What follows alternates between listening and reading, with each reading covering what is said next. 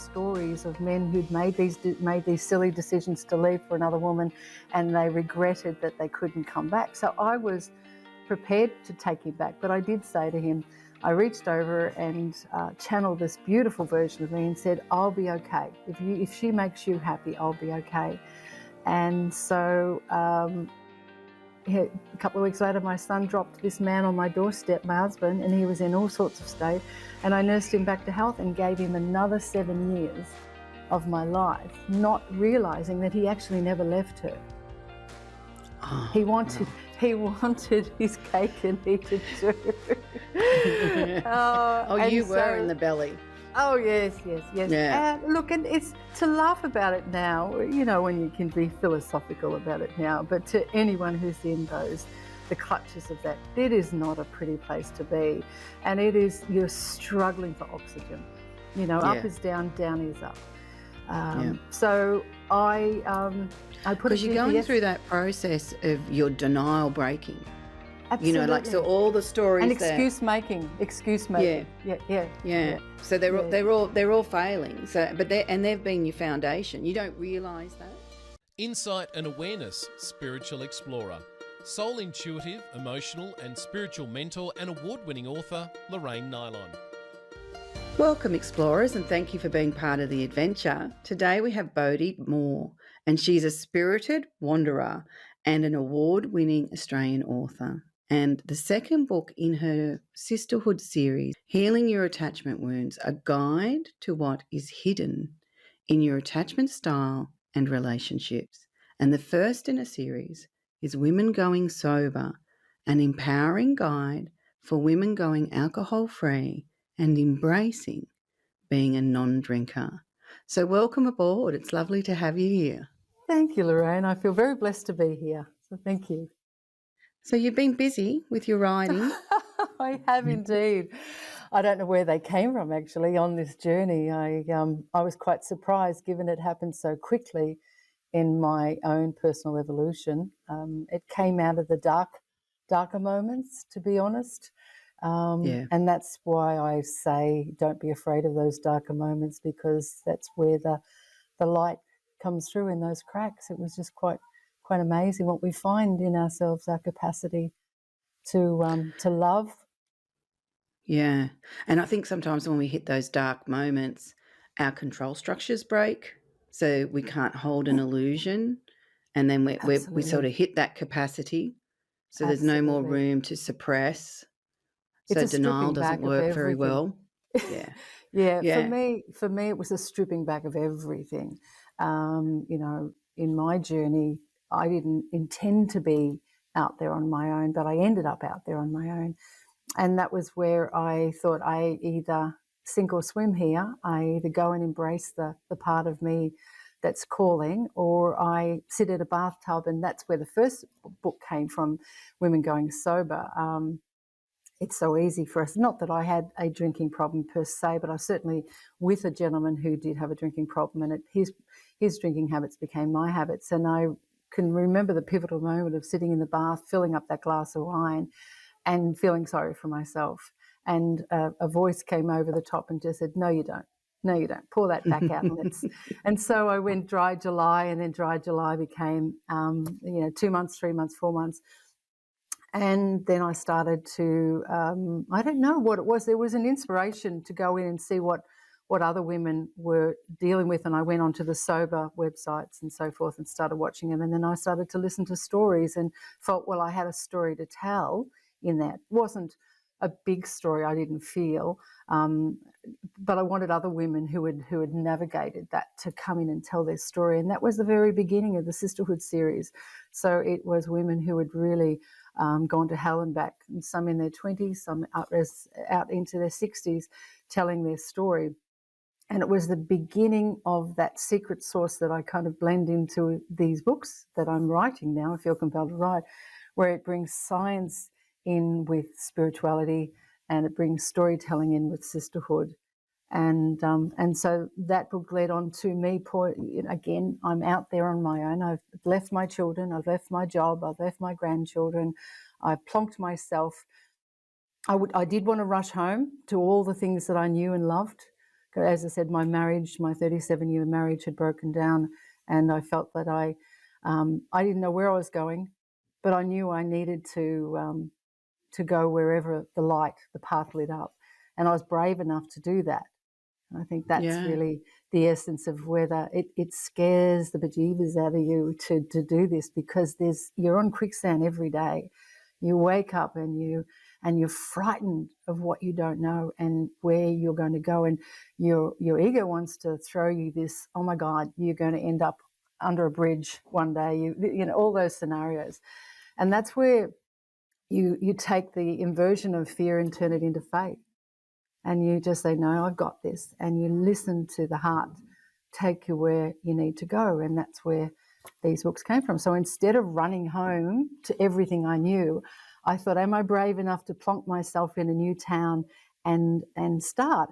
And that's where the synchronicity started. I didn't know where I was going to be, where I needed to go. So I put an ad up on flatmates.com.au, and I waited. I heard in my heart, I wait. And I waited for someone to reach out to me. I didn't want to pick where I was going to live. I let the universe take me where I needed to go. And that's where it led me to this beautiful young girl she's in her 50s in Anna Bay. And she had recently left, her marriage had just dissolved. Her 30 plus years marriage had just dissolved when I turned up on her doorstep. So we're kind of like angels to each other. She gave me a roof over my head we house shared for 12 months. And that's where my books came from. And I would walk along the beach every day, you know, away from all of that, and slowly started bringing books together, asking the question of myself and then putting it out into healing books for women. There you go. So with your divorce, did you see it coming, or it threw you for a six? No. Right. And my second book, I open up about that. I share my story in that. I did not see it coming. You know, I see it now, but as I said, in the middle of my relationship, hindsight's a beautiful thing. Yeah, and I think that's what you're really teaching it is I had no understanding of these words, codependency or narcissism. I did not know what they were or what they entailed, but I was definitely in the belly of the beast of both of those. So just after our 30th wedding anniversary, we had stood in front of our beautiful children and grandchildren and renewed our marriage vows. Right. Little did I know he had been in an affair for 2.5 years. Right. And so not long after that, I pushed enough for him to finally come clean. But over that period of time, I had an inkling, and I would ask him, you know, dead in the face, is there someone else? And he would look back at me without blinking and say, no, there isn't. And so I would then rush off to the psychologist and say, oh my God, it's me. I'm having a meltdown. It's all because my alarm bells are going off, but I couldn't honor those because I was in love with this notion of what I was in love with. So eventually, on the day he came clean, he packed up everything and left me. The home that we had lived in for 30 plus years.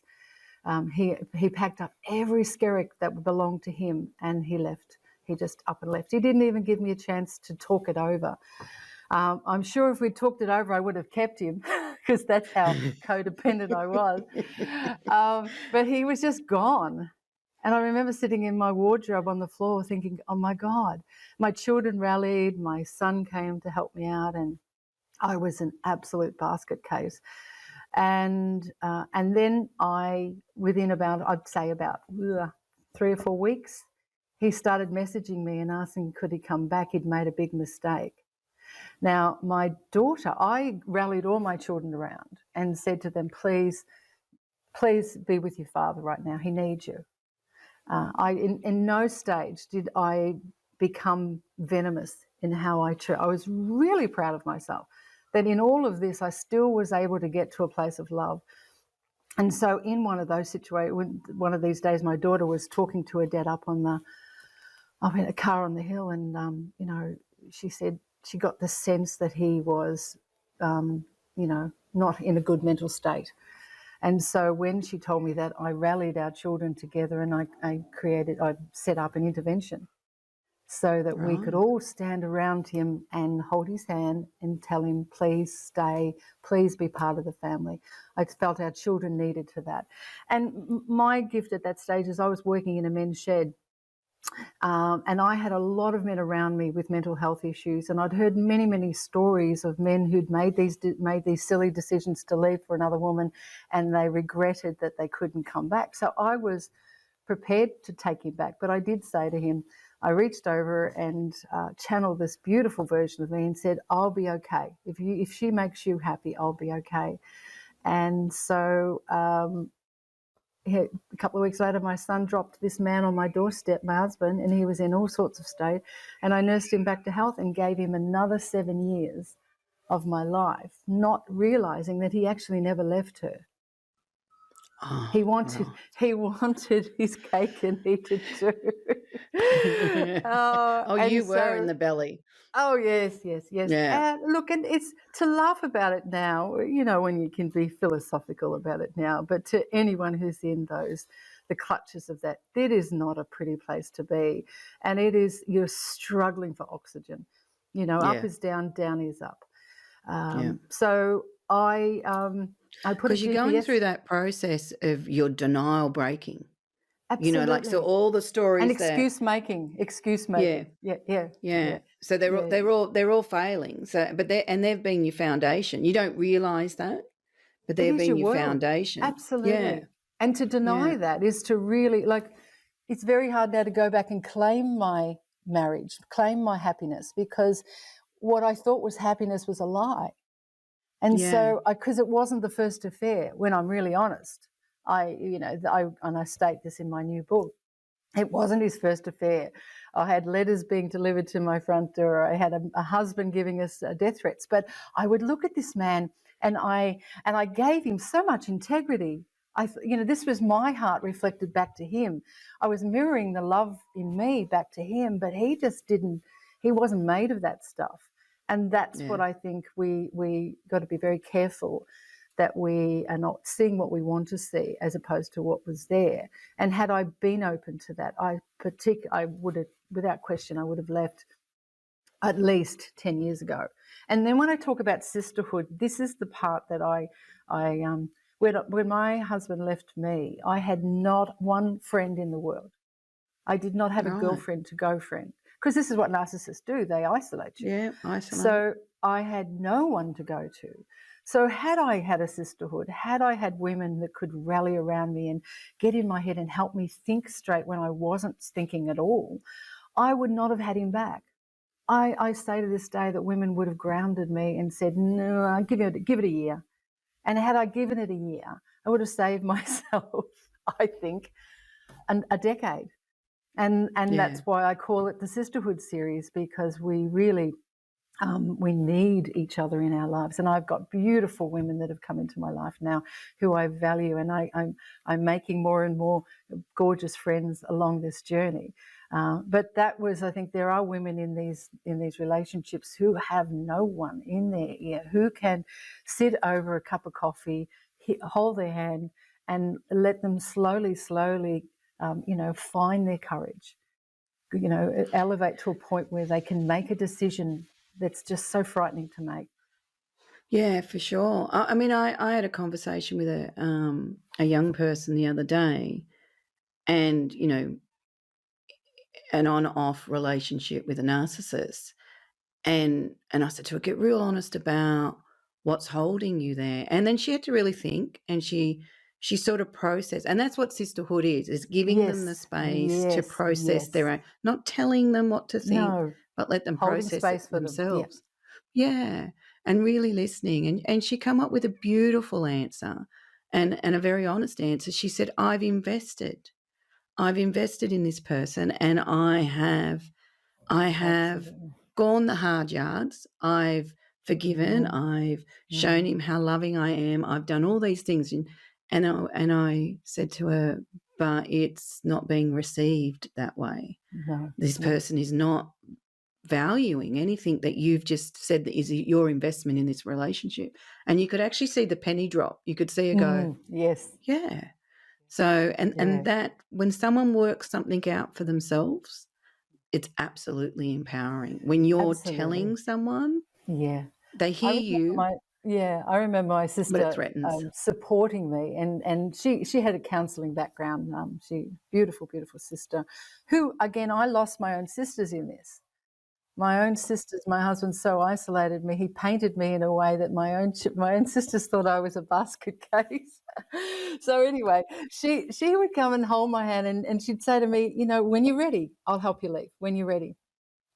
And I remember this went on for years. I'd say, yes, I'm ready. And then he'd put the lovely, the gorgeous man back on, that face back on. And I remember writing in my journal one day how gorgeous it was, how awful it was one day, and how he'd promised me all these things the next day. And I think for women in that, you're in this Groundhog Day. Nothing is going to change. They'll tell you what you want to hear to keep you right where you are, so that they get all their needs met. And so eventually I did make the decision to leave, and I found that out. I found out by putting a GPS tracker in the car, and Oh, I mean, I couldn't afford a private investigator, so I thought, oh, what can I do? All right. So I put a GPS tracker on a phone that I owned, put it in the front seat of the car, and there it is. I went out of town to do a paddling regatta, and the GPS tracker told me I was in real time watching him leave our place and go to her place. And yet when I right. got off the plane, the persona came, how you never trust me, this, that, and the other thing. But it gave me the power. I knew now. Yeah. I know the facts. I understand that, because you don't know what's true and what's not true with a narcissist. So I think you have to assume they're consummate liars, consummate liars. Look, I got to a place with my children now where they still haven't heard my story. They don't want to know my story. Hence it's in the book. My husband still has that power over the children. He withholds that love, so they go looking for it. Whereas I ooze love. It's free love, and it's unconditional, and it just seems to be so cheap and free. And that's Yeah. where we come back to self-love. And that's Yeah. why I'm looking now, doing the work of self-love, is that, and that's possibly going to be where book number 3 comes from, and that heroine's journey of what we've talking about today, less about all the yucky stuff and more about the good stuff, in terms that, because it is very hard for when you've been in that toxic relationship, parts of you have fallen away, and you've got to reclaim them. You've got to find that authenticity. You've got to get it back. Probably too hard a word, but that's the journey. You're enticing it back in. You're enticing to put it on, and having that journey of contemplation. For me, I go for hours walks in contemplation, and I look at where I'm at, and I am grateful for everything. And I think that from that gratitude comes your power, comes and you have these conversations with your God, whatever you want to call your spiritual thing, and you sit in that space, and then magic happens. Yeah. And I teach self-reflection skills, Yes, because it doesn't matter what system you're using or what you're trying to work out. If you have that contemplation skill, you'll absolutely. get the answers. So, and that's a Absolutely. hard place, especially if you're coming out of a narcissistic relationship, or you've had, childhood neglect and abuse, Yes, because your yes, attachment and your codependency is absolutely. to your own belief system of what Mm-hmm. you want to Yeah, be true. So absolutely. it's and You've your got to do that reality. work. And You've got to do that work, don't you, Lorraine? I mean, I've oh yeah, everything I've mentioned in my book, I've participated in, and that is I've done yeah, hypnotherapy, particularly in those early days. I wanted to hack my subconscious mind. I wanted to get in and get the changes happening quickly. So I went in and did hypnosis. I did, obviously, counseling. I did listen to podcasts constantly. I rewrote. I'm very into rewriting, reframing our story, getting out in front, and understanding that we can choose a different life for ourselves and step into that vibrational version of her. So this is the part that fascinates me, and I live it every day. I see it in real time playing itself out. what kind of me do I want to be? And this is, I guess I'll do more of that in book number 3, is what kind of person do you want to be? And write that story down, really get involved in it. In those early days, I would write it down, I would record it back to myself, I'd put beautiful music in the background, and I'd go to sleep with it in my ear. All right. Yeah, I would go to sleep with it. I'd be talking to my unconscious mind constantly. I'd do a lot of sleeping with things, positive affirmations and meditations in my ear. And then I did my magic mushroom experience, which I did that just the once, and I did a little bit of microdosing, but I recommend it to a point. I mean, for me, it was quite traumatic. Because, so what did you experience? Where did it take you? I did a one nighter. I paid to have very specific care in my experience, and so I had beautiful Mel and Andrew with me in this session, so that I was in this beautiful healing room, and they prepared me before. I had a couple of hours sessions with them before them to experience what I might have. I might go to the shadow part of my unconscious, or I might go to heaven and have dance with the angels. The friends of mine that had spoken about it had only wonderful experiences, so I was really optimistic. I thought, oh, this is going to be wonderful. This is going to be wonderful. I'm going to get to talk with my angels. Oh no, it did not work out like that for me. I was lying down. We had our prayer. We'd meditated. Did the smoke ceremony, and I lay back down after I'd had the mushrooms. And my psyche says, "Get out of here now! Get out of here now! Run as fast as you can! Get out!" And it reminded me of what it was like when I was having children. When you go to childbirth and you go, "Oh my God, this is going to hurt! I want to go home. Stop now." I've changed my mind. I changed my mind. I want to go home. That's exactly what it was like. It's saying, "Stop now, go, run." And I remember coming up out of the, sitting up and looking out at this beautiful, beautiful backdrop of gorgeous aged trees and so forth. And it was like candles were sparkling in the trees. It was beautiful. I didn't see fairies or anything, but I saw the glistening of Mother Nature in all her majesty. And I took a deep breath, and then this voice came over the top of me and says, "You will be okay. You will be okay." And what followed was 7 hours of absolute grief. All the grief and all the pain and all the lost dreams and all that came pouring out of me. And I remember pulling in myself with my hands on my face, and these 2 gorgeous souls were there holding me.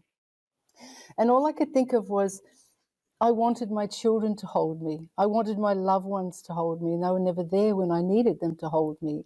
And so it was okay. These gorgeous, gorgeous souls were there to give me what I wanted, what I needed. And I just let, and this, I think, some of the gene keys was helping understand the purpose of suffering. And the collective consciousness of suffering, and so anyway, it just poured out of me, and I cried and I cried. I was fully lucid. I could get up and go to the bathroom, although it wasn't like I was off my head. But I had so much pain and sorrow and grief, unresolved grief, that needed to come out, and I'm forever grateful for that. So I'm saying that there is, in terms of trauma, you got to be ready for that, and it isn't, But again, I felt like I came outside and sat under that beautiful tree, and I felt like I buried those dark parts of me with that process, and I didn't need to do it again. I was quite happy, and I needed to get happy again, get engaged and so forth. So there was a really sad, broken part of me that needed to be birthed. And that the correlation wasn't missed on me. And then I laid her down under the tree, and I got up and walked away, and I've been forever grateful for that. But as you say, it's not all angels and fairies. For me, it wasn't anyway. It's like a box of chocolates. You don't know what you're going to get. One day I hope to have that. Have the opposite. It is interesting, though, like for anyone that's been or had a traumatizing life, because when we think trauma, we think of big events. But you can be, if you're living with a narcissist, and you're being constantly disappointed, you're constantly questioning your own sense of worth, all that is lightly traumatizing you each time, depending on the Absolutely. situation. Absolutely. And then to deal with that, what we do is we suppress it, and we try to become very functional. So we suppress, start telling ourselves a story, and then all of a sudden, when you are trying to heal from that, all that you've got suppressed doesn't go anywhere. No. It just sits there No. until you're ready. It has to come and out. it is better to do it in a nice, safe manner and in layers. Yes. Unless you're in a, because when it does flood, and that's what normally happens when you're in the discard time, everything starts flooding back in, because there's the denials, like, I've said it before, but your denial's breaking. So all that suppression now is like a tidal wave. It's coming at you. And that's why people feel so out of kilter. And that's a very hard place to be in. And that's what we're avoiding. That's the part that's where we don't want to go. And even my own psyche at that time says, "Oh no, we don't. We're leaving, we're up in stakes and leaving." I mean, you have to be brave. But my mantra is be bold, brave, and boundless. And to be bold, brave, and boundless is to have the courage to face it. As I say, we lay down our suffering in order to go through it. We have to feel it, let it come through us in all its, and that's. I didn't understand how deep my suffering was and how profound. And there is the collective suffering as well that we bring in through our DNA. But I can't imagine healing to the degree or the creativity that has come out of me, because you create space. Once you leave this, there's so much space to fill up with, to pull the parts of you that you fell away over you're right, this narcissistic relationships that we're in, we are giving ourselves over time and time again, inauthentically, to please these people in our lives. And that was pointed out to me by I haven't had too many relationships in my life, but one of the ones that the last one I had, he pointed out to me, and again, I'm very grateful for these dysfunctional relationships, if only to hold the mirror up to me. And he said, you acquiesce to me all the time. When I ask you what you want, you straight away say, "What do you want?" And I never saw myself doing that. And then finally I thought, you're right. I have learned all my life to play second fiddle, to be invisible to people, to those that love me. Need I say, I remained invisible to the people who love me, because you can guarantee Mum will show up like a little, like her, what would be an analogy? You're like a little puppy dog, pat her on the head and she'll turn up regardless. Kick her in the tummy and she'll show up as well. And I was that. I was always showing up no matter how badly you treated me. And that stops. That has to stop, because you can only have the outside of you, the world mirrors who you are on the inside.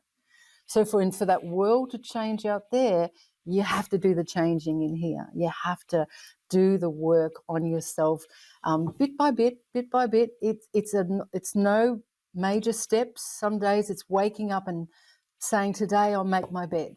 And that was one of the first things I started to do. I made my bed every day. I went for years not making my bed. I thought, all right, if I make my bed, then at least I'm out of my bed. And then I can say, I feel like I've achieved something. And then you build on that.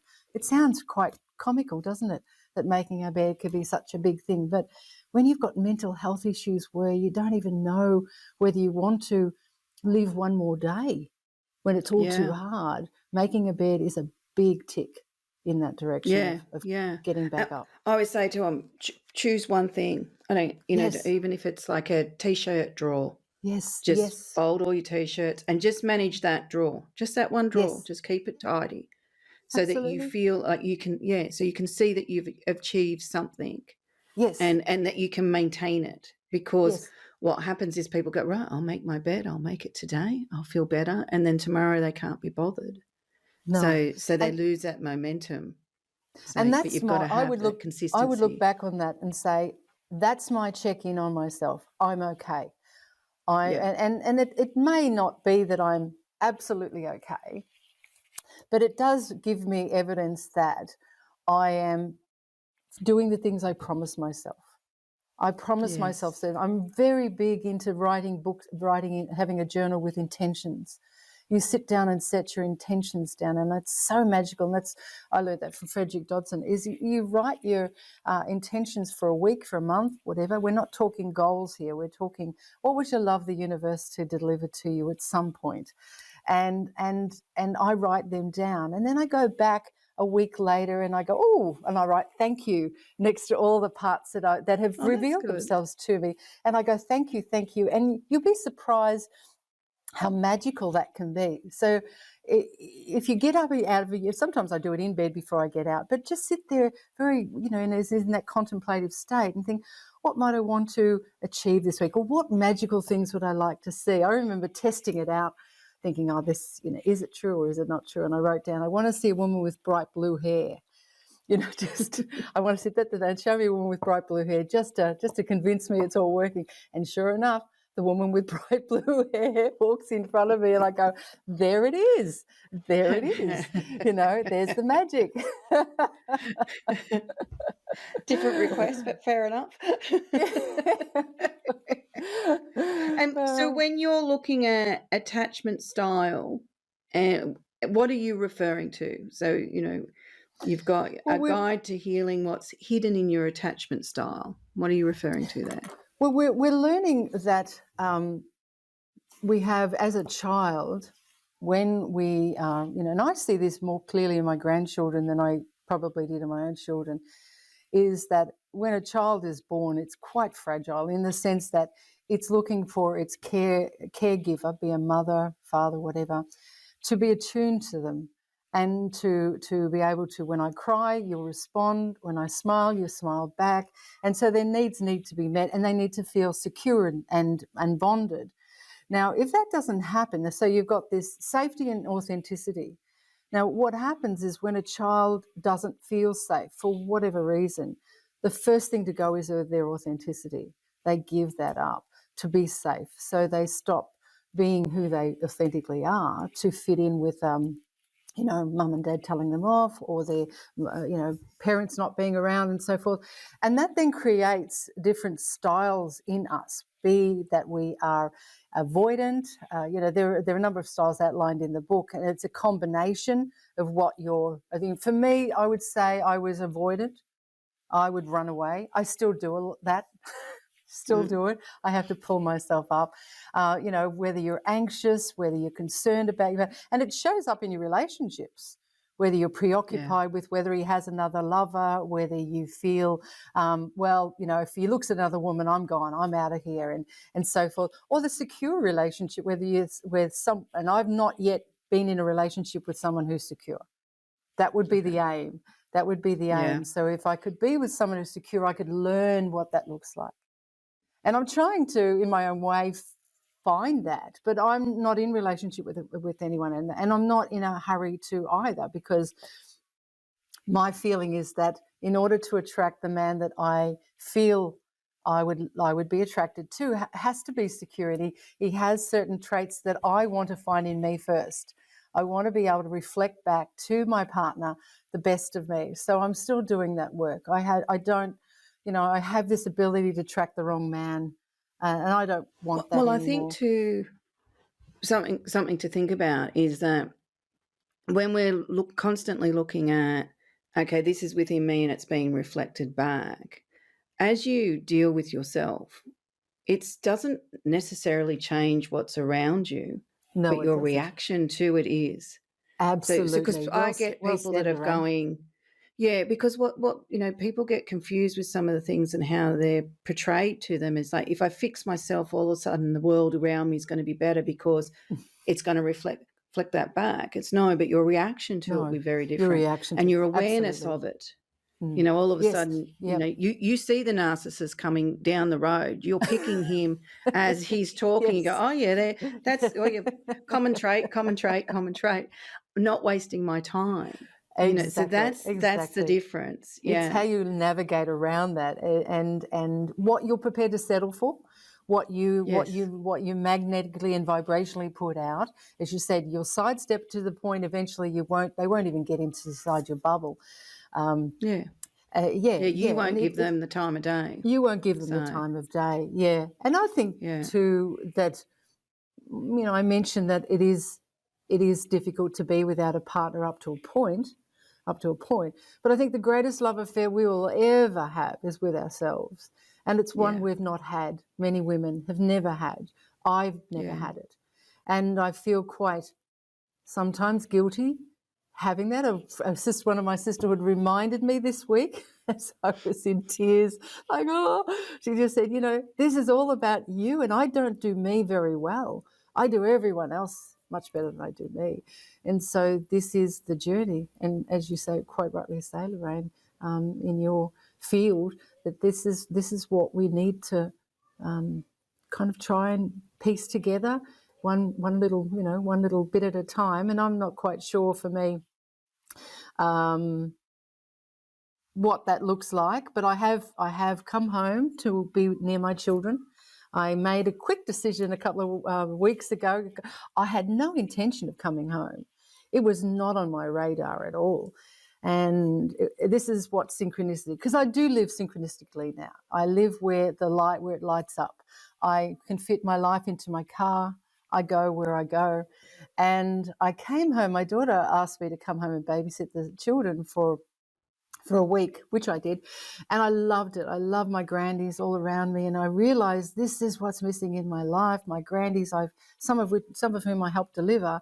I'm thinking I miss this in my life now, and I've been running from it. I know I went out into the desert for a year and a half. I call it the desert, away from all of this, but that's me running. That's my style. And so part of our healing is to come home and sit in that. And as I say, I want to know this new version of me in the very place where it all started. And I've already yeah, fallen into tears already. It's not going to be an easy thing to do because loved ones are still not behaving the way you want them to, et cetera, et cetera. But as I started to say in the journey, I could see when I was at Annabelle, I could see doors closing on me. I could feel it. I could feel that I was pushing against closed doors. And the tell-all was when my bed broke. When my bed fell on the floor, I thought, okay, it's time to go. And so I came home. And when I came home, I was hit with this energy field that just something was just so profound. And I sat with it for a week, and I did my work with the Venus sequence doing that. And then this sign popped up. It said, what are you prepared to do for the relationships in your life? Well, I don't have a relationship, but are these other gorgeous children and grandchildren, they're my relationship. What am I prepared to do? And I got the answer straight away, and I thought, I need to come back. So while I was there, I put flatmates.com again, like I said, and when you know it, a young girl reaches out and says, would you like to come live with me by the ocean? And I thought, yes. And just like that, within a week, I'm back here. It happened so yeah. quickly, within a week or two.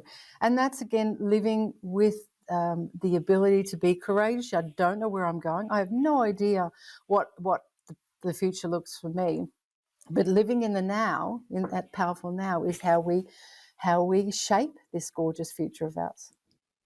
And I think too, when you go back into the familiarity of something, but you've changed, it also, because I believe we learn a lot from contrast. Absolutely. So if you think, where you were before and now where you're coming back, you'll interact differently. Your family may struggle with that, because you're not doing what, yeah. But as you become more comfortable with this is what feels right for me and this is where I am, because you're not going to be selfish, you're not going to try and do anything intentionally to hurt them. So the intention is fine. So, but what you'll see is you'll really notice the change within yourself, and then that becomes something you can celebrate. Absolutely. And I'm coming back. My daughter did say to me, Mum, just be my friend. And I'm realizing that's what I'm coming back, and I've already reached out, and we're going to have breakfast together and so forth. But as I said, it's bringing this new person and testing it. I'm taking it for a bit of a test drive here, and I don't know if I can live.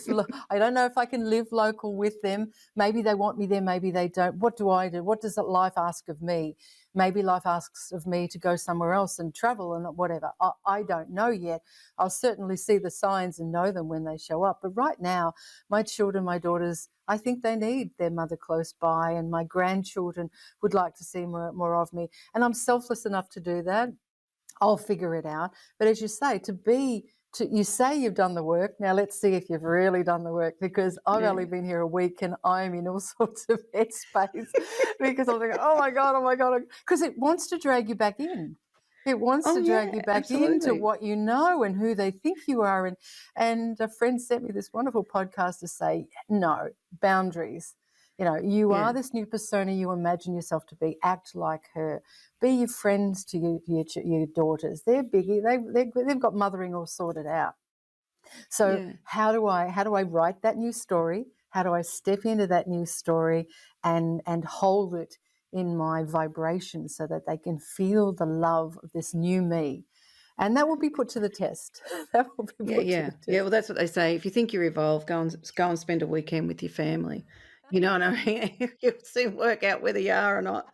So what do you So think humanity needs to acknowledge and understand for us to evolve? I think it comes down to us, each of us, when we empower ourselves, we have that ripple effect. It's amazing how we can change the world in those little bites and chunks that we take of it every day.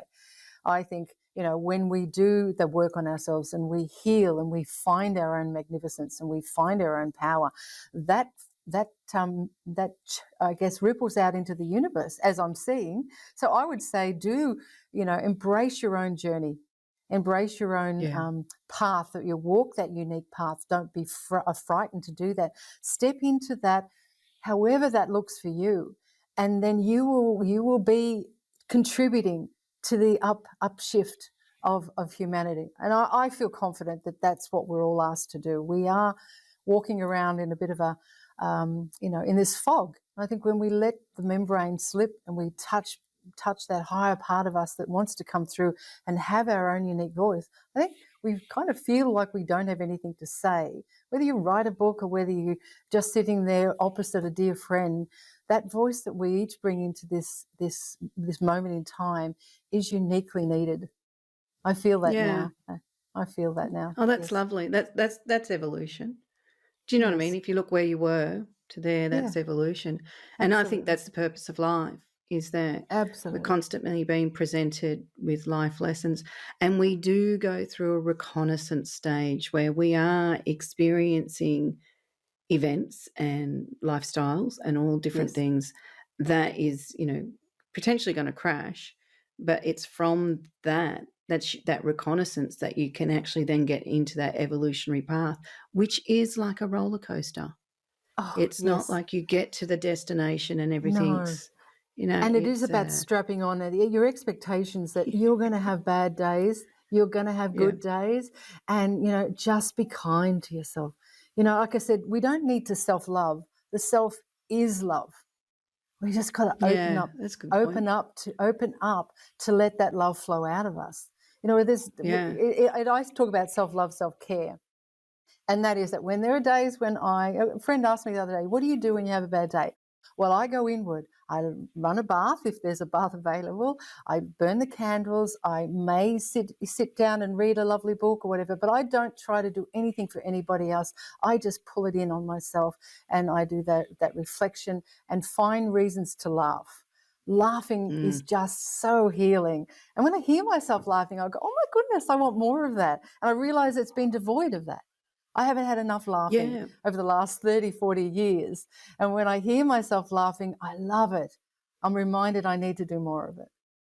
And I always laugh at how ironic things are. Even like when you said, there was death threats from somebody's husband, Yeah. and I giggle because it's like at the time everything around you would have been suppressed. Like, that's too much. That's too much.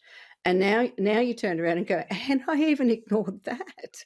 So you find you're like, I build a story around that as well. So and that breaks the momentum so that you can It actually go, does. yeah, And that's yeah. what you end up doing when you get Mhm. to this place of emancipation from all of those awful dark days. You can go back and reclaim them. And that's the beautiful Yes. part. Or you go back, that's the Maxwell Maltz, I think. You go back and find the happy parts And when I recently met up with my husband, or ex-husband rather, and with the children, and we embraced each other and gave each other a kiss. And I had this version of me on, which is just so different to who we remembered. And he did a double take, and I'm thinking, I can do this. I can do happy. I can do all of that. But obviously, I see the game for what it is. He needed to be the centre of attention, et cetera, et cetera. But bringing this beautiful, gorgeous, happy self who's got these boundaries around her and resilient, you can go back now and pull out those parts of your life, be with the narcissist ex-husband, and nothing touches you because you're shining so brightly. You're so magnetic and of course, you are attractive in that respect. That's where you share your love, in your vibration. Your love is your vibration. And don't be frightened to go back, because I did at first say my marriage was an absolute fiasco. None of it was real. There are lots that were real, and I owe it to myself and to my family and to generations coming. And so with my granddaughter the other day, she's 15, and we were driving down the road hand in hand, and we're talking about boyfriends, and she asked me about Poppy. She said, "When did you and Poppy meet?" And I gave her the most beautiful version of how we fell in love on a dance floor in Western Australia. He was a US Marine, he was an American soldier, and how we fell in love, and she loved it. And I think because she's got a chronic disease and she needs to heal, and part of that healing is to know that Nanny's okay, Poppy's okay, we're all okay. And so the gift you give your children and your grandchildren is the laying down of all that sorrow and come back and just say, it was what it was supposed to be. It brings us here. We're all okay. Yeah, so that was the path I walked, which is very hard for people when they are in narcissistic relationships, because you're so busy beating yourself up for every time you sold yourself short, every time you settled, all that sort of stuff. But that, on the other side of it, is very different. That's part of the process of coming out of the dark tunnel, is and processing what you're regretting. Oh, absolutely. Yeah, absolutely. So, well, that's the plan, isn't it? So, and every now and then you'll slip back, and then you'll come back out the tunnel again. But I think that's our message. That's our message, isn't it, Lorraine? That for each of us, just have faith. Don't let fear get on top of you. Flip it up. Have faith that you are working it out as you go. You are guided, and that the life reality will change is for you. that. Yeah, exactly. And the reality is, anyone that's been, whether male or female, doesn't matter, that's been in a narcissistic relationship, or if you have had an abusive childhood, you had to settle to survive. You had to do all those things that you did to survive. It's not because you're stupid. It's not because that you deserved less. It's just the experience that you were in. And most people come into them with a loving heart, great expectations, all the rest of it, and then this world starts around them that's taking them into the vortex, the abyss of this. And you're in there before you know it, because you're still coming at it from a loving heart, trying to be supportive, all the things. So you are kind of the last to realise, even when you see it. Some people go, "Oh, I've seen it." And it's like, yeah, well, you played the rescuer role and that didn't work. Or, like you thought it was because he had such a, you get a lot of stories of, oh, he had such a terrible relationship before, and I was going to be the person that, showed him what a good relationship was going to be. And you can laugh about it now, but it's like they're the traps, but they're very hard to see when you're in it, because you can't. You can't see what through you different can't filters. Yeah, you can't see. You might feel something is not right, and go by those feelings, honor those feelings, because you'll feel it before you see it. So those feelings, the alarms that are going off, trust them. They are. Yeah. Don't go to a psychologist and think it's something wrong with you. Go to go to your sisterhood and see if they can help you see what you're too hurt and wounded to see. Yeah, brilliant advice. All right, I think it's time to flip the book. So would you like book 1, 2, or 3? I hear 2. 2. 2? Book It is. 2. It's your Insight and Awareness book. It's having a run. I keep moving it around in its position, and it keeps coming back up. So you got 1 to 430 pages to pick from. 2, 3, 4. 2, 3, 4. Okay, so this is under blueprint, and we've got 6 paragraphs to pick from. 3. I'll have to lead you in. So when you honestly seek truth, you reclaim your awareness of your soul journey out of the deception of your unresolved emotions. This might be the change you seek. What type of deception do you use to disassociate from the reality of your approach to change? So you've already mentioned that, your avoidance. And we're not enough. Like- I think I'm hearing in my head, not enough. We feel like we're not enough. We feel like there's something missing in us. But we are so brilliant, so amazing, and I just feel that that's what has to come through. Because if we were a child without our wounds, without any of that, in loving relationships, we would know that.